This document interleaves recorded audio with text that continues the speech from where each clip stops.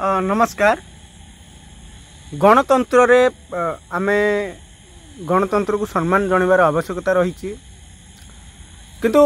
जो बड़ी भाव मते पुलिस बुधवार दिन अर्थात 8 तारिख दिन मते दिन 3टा बेलू को फोन करागला कि आईआईसी डाकी टी थाना को आसबे 7:30 बेलू मु संध्या 5टा बेलू को पहुँची आईआईसी मते रूम रे बसैले चाह देले बसलु कथा हेलु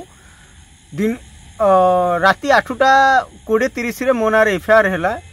9टा केते मते हाजत रे बसिया कहगला मुझे पर्यंत किसी जानी नथली किंतु परवर्ती मुहूर्त रे राति 11टा 11:30 बेलू मुझे जानिली कि मु गिरफ होईची बोली एवं ता परदिन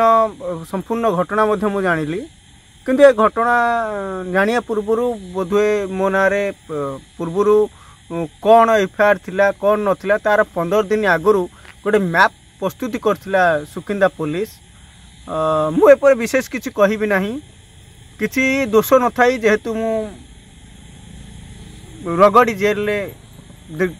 2-4 दिन सजा भोगी के आसीची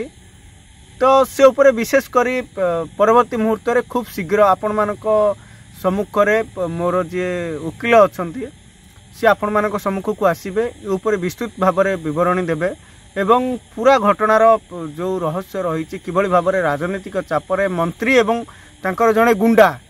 तांकर नाँ को मु नेबाकू चाहूनी परवर्ती मुहूर्त में आपण मान समस्ते जानिबे जे एक दैनिक गणमाध्यम रे आसिकी निजको भद्र बोली कहूले से भली व्यक्ति कर चरित्र कौन सारा सुकिंदा मध्य खूब शीघ्र जानिबो एवं समस्ते मध्य जानिचंती तांकर इतिहास जानिबा दरकार नहीं कॉलेज समय तांकर इतिहास समस्ते जानिचंती मु खाली एति कहबी न्यायालय को मो धन्यवाद मते जामिन मंजूर करथिबार धन्यवाद।